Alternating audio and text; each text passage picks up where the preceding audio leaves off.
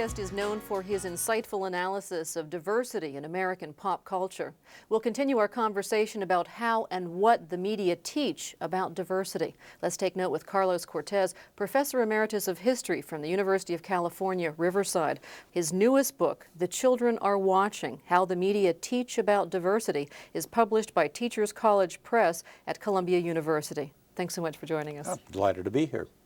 America is quickly becoming, you say, the first genuine multicultural nation. How can diversity become a source of strength and enrichment rather than decisiveness and conflict? Well, I think it's inevitable that there's going to be conflict when there's difference. But I think if we make a conscious effort, we can build from the strength by drawing upon what different kinds of people bring in terms of their qualities, their ability to contribute, and we can do it by developing a greater understanding and an ability to recognize these different folks and different cultures as resources. Well, speaking of recognizing, you're not talking about creating a colorblind society. Oh, no. I mean, I think colorblindness is essentially nonsense. I mean, I see physicality. I mean, I look at people, I can see skin colors, I can see heights, I can see hair color, I can see gender. I mean, that's silly.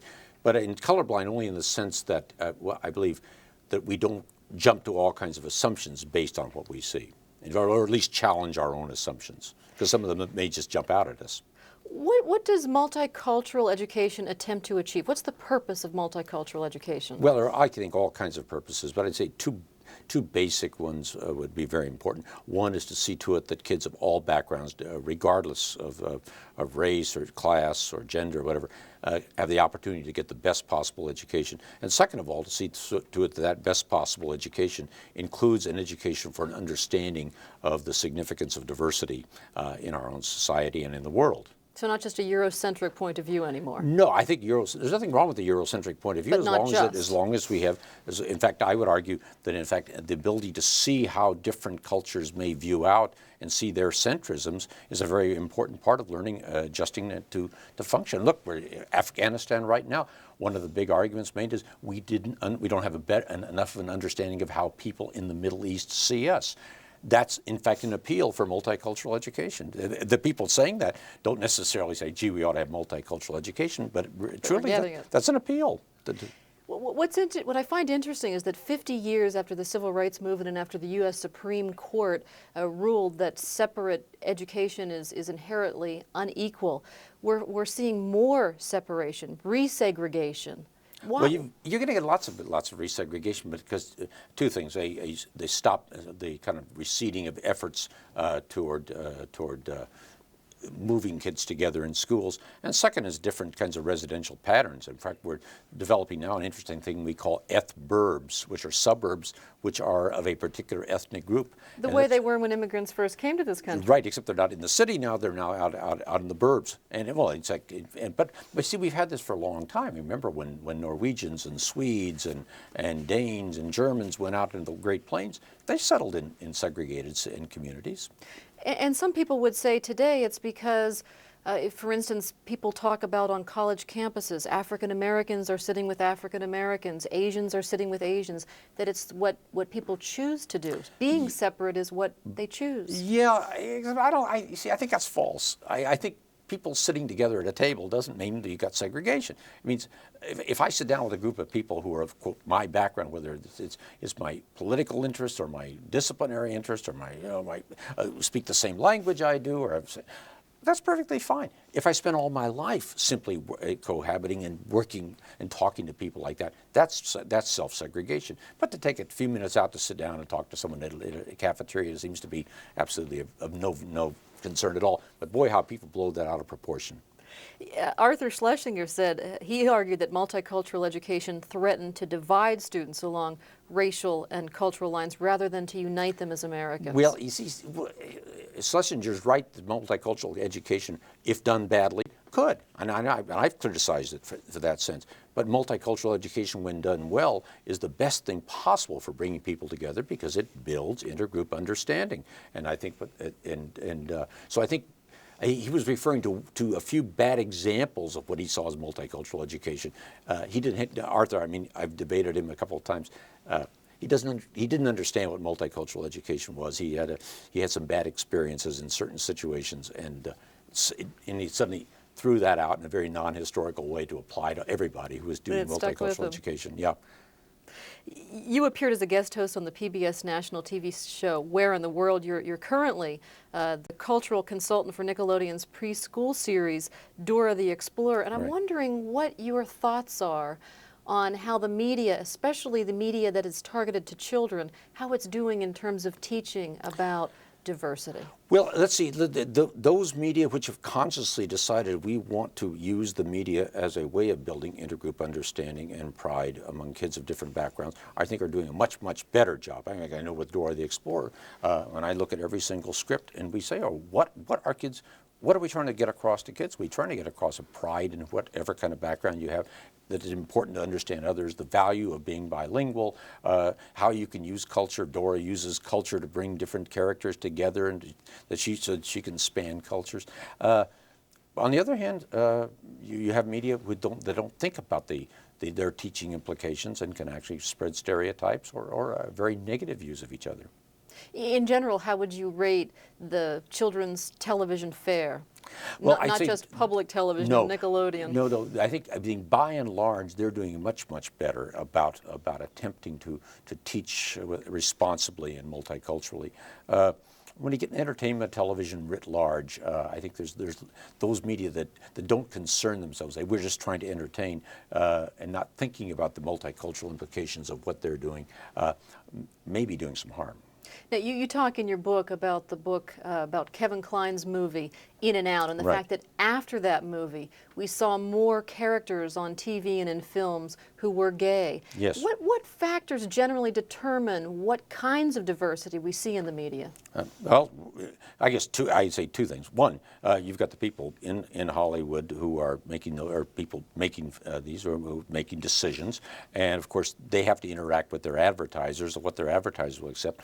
And then you've got an outside force, which I might call the protest groups, and you've got protest groups from almost kind of every kind of interest, religious or ethnic or racial or gender or disability or gay and lesbian, who are trying to have an influence. So you've got a whole series of factors coming together. It isn't just a matter of a writer sitting down and saying, I'm going to write something and a producer producing it. You've got all these complicated factors in what ends up as a product. And I talk about that in chapter 3 of my book.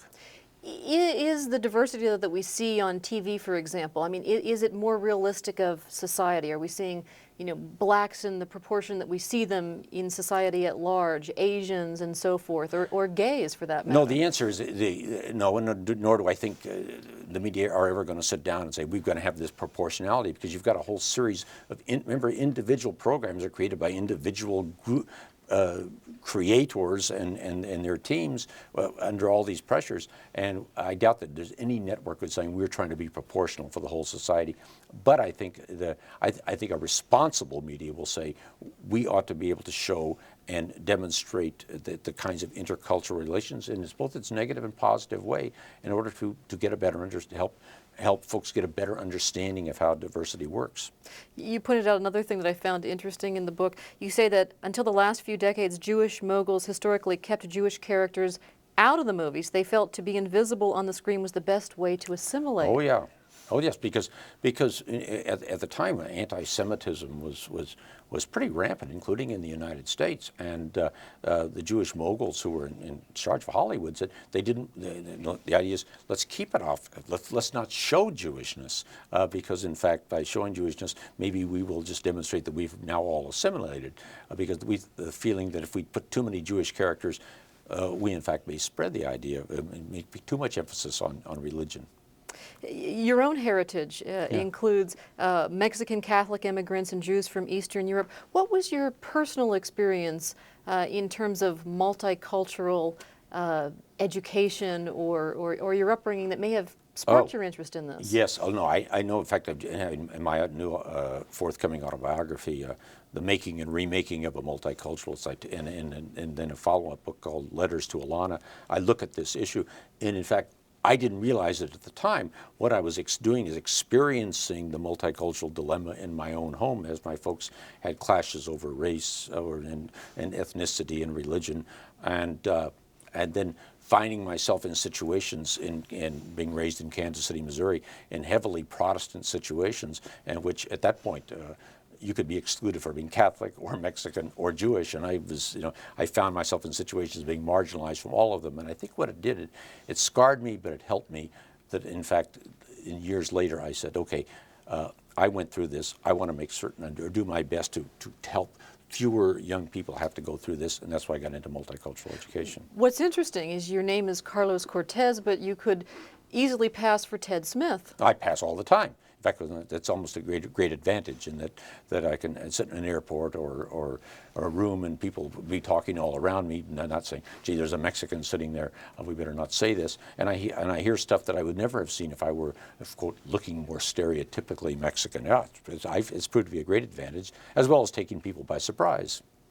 Now, have you noticed many changes in the education, the schools for your grandchildren, for example, as opposed to the things you experienced growing up? The answer is yes. The idea of multicultural education, of teaching about diversity, simply was not a part of my growing up. It was not in the schools. The schools I went to and were absolutely segregated. My granddaughters go to very desegregated schools, and although the curriculum includes diversity, what in fact is they are, because they're in desegregated schools, are learning every day from other students of different backgrounds, and I think it's been a tremendous opportunity for them, something that I was denied. Now, multicultural education means that you take into account different backgrounds, but standard-based reforms that we're seeing all across the country don't take into account people's backgrounds. Well, some standard-based reforms do. I don't think they do it very well, and I think what ends up they kind of boil it down to learning about major figures or getting certain pieces of information, but not about getting the larger picture of diversity and what a diverse society is and how diversity operates and what are its strengths and weaknesses. How optimistic are you about our ability to work together and play together and to interact well? Oh, I'm extremely optimistic. I couldn't function if I didn't. But I think the best figures I've seen are the fact that the intergroup dating today is higher than any kind of surveys we ever had, and that to me is really the kickoff. If kids both can socialize together and really socialize and date and all that, I think we're breaking down some barriers that weren't there before. Okay, thanks so much for being with us. Our guest has been Carlos Cortes, the author of The Children Are Watching. For Take Note, I'm Patty Satalia.